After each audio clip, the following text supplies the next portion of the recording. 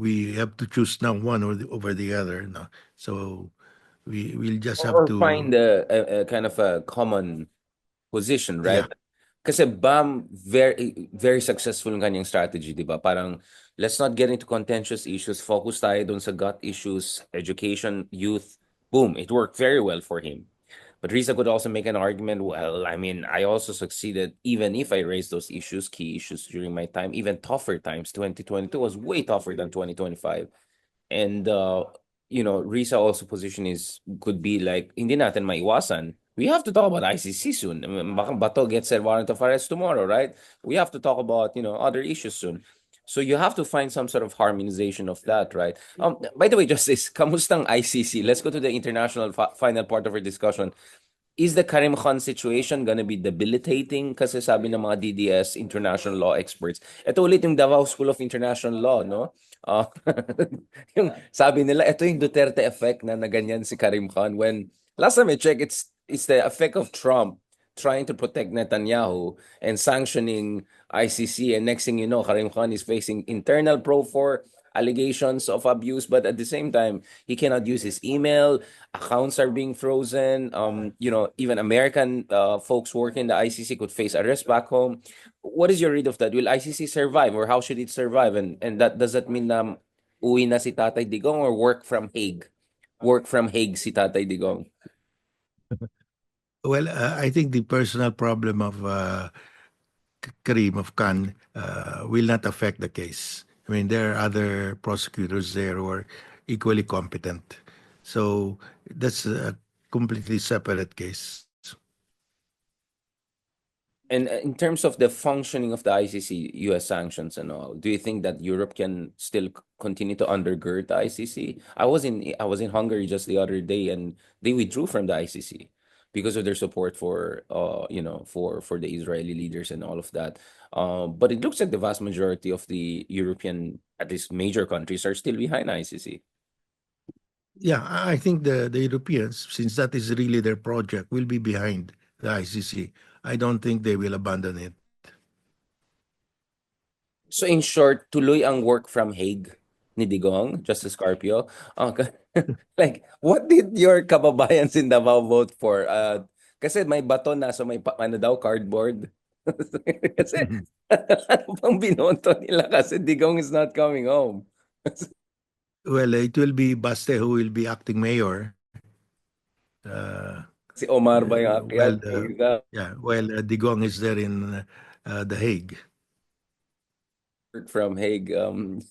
Ba- Sabi ko sa inyo, yan ang bagong work from Hague. Talagang sarap buhay. Lastly, Justice, we were talking about China a while ago and the West Philippine Sea issue. Um, Before elections, you saw a couple of big arrests, no, of alleged Chinese citizens or Chinese Filipino individuals allegedly involved in espionage activities. NBI, some of the top officials openly talking about interference, sharp power operations. General Bronner also last month said that dapat ingat tayo because ini-infiltrate na yung institutions natin. What is your read of this? How serious is this threat? And without naming names, do you think that China may have played the role in some candidates doing very, very well in this election cycle?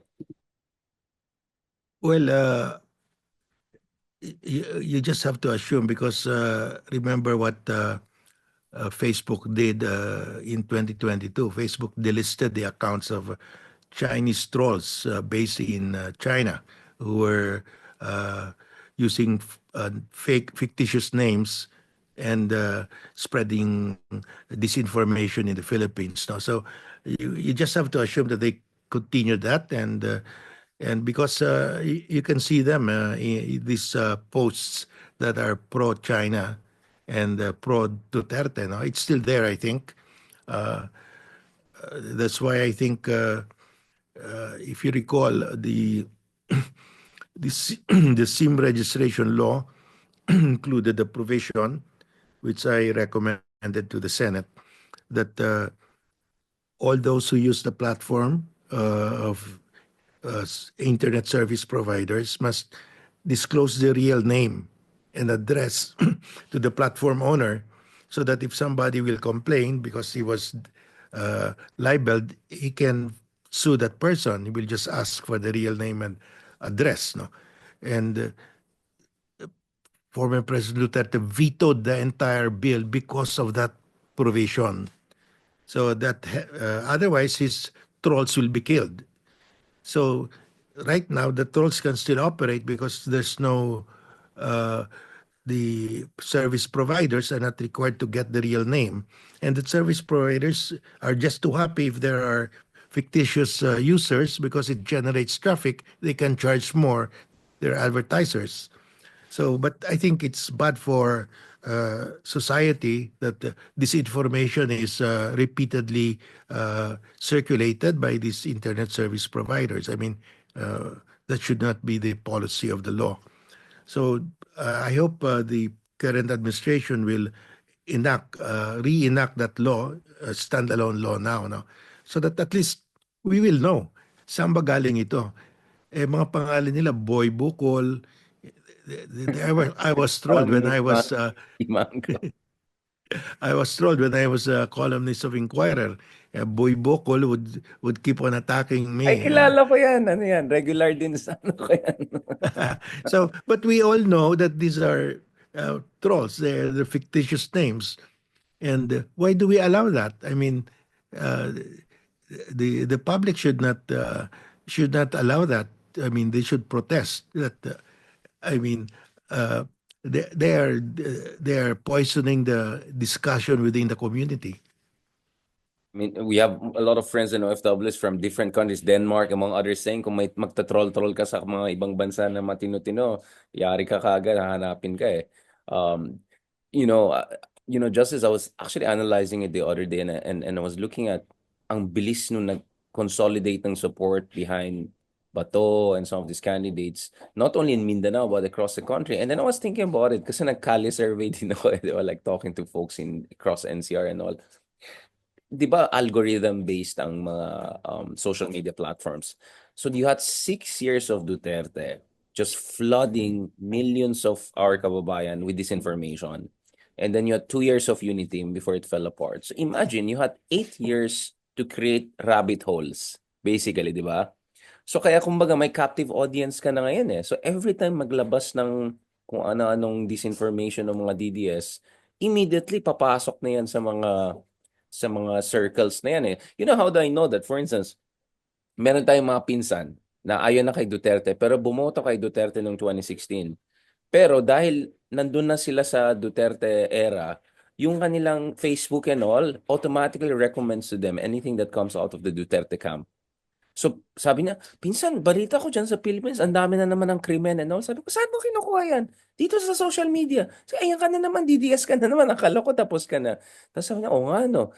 So, actually, na-realize ko, there are many people who are stuck still in that rabbit hole of DDS disinformation.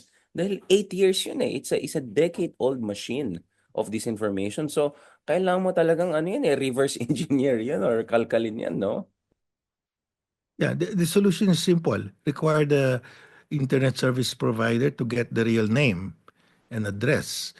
And because if you are anonymous, you're not worried of being sued for libel. You just keep on attacking, and there's no retribution. You will not be penalized. You will not be charged because they don't know you. You don't reveal your real identity.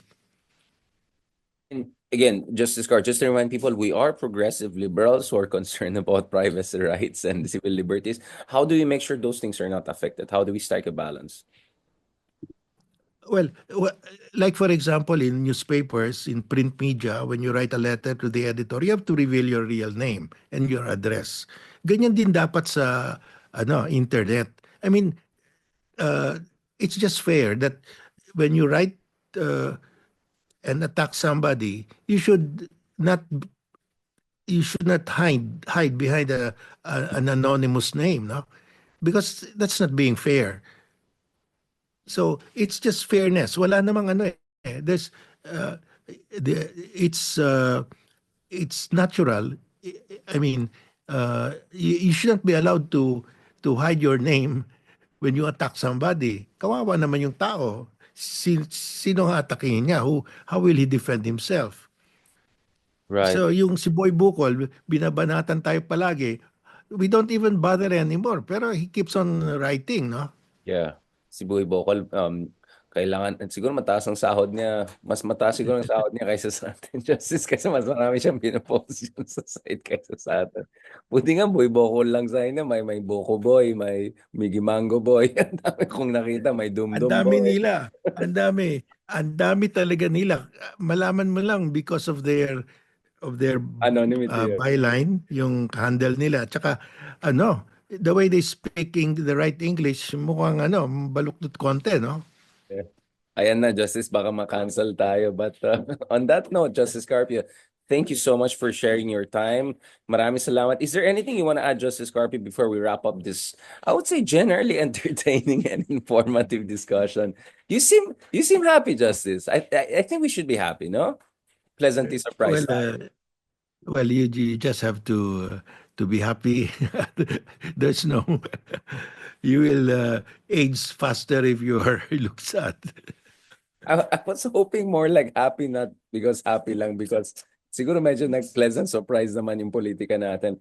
But we have a lot of work on our lap, right? Ang dami natin kailangan gawin. Ang dami na kailangan gawin nung mga nakapasok na progressives, di ba? Ang hirap nun. This is gonna be a tough position, but thanks to people like you, Justice Scorpio, and our good supporters from all around the world, maraming na-inspire, maraming nag-inspire, and sana tuloy-tuloy lang energy niyan. Thank you so much, Justice Scorpio, for joining us, and hope to see you soon after your much-deserved rest. Di na ako magbigay ng details.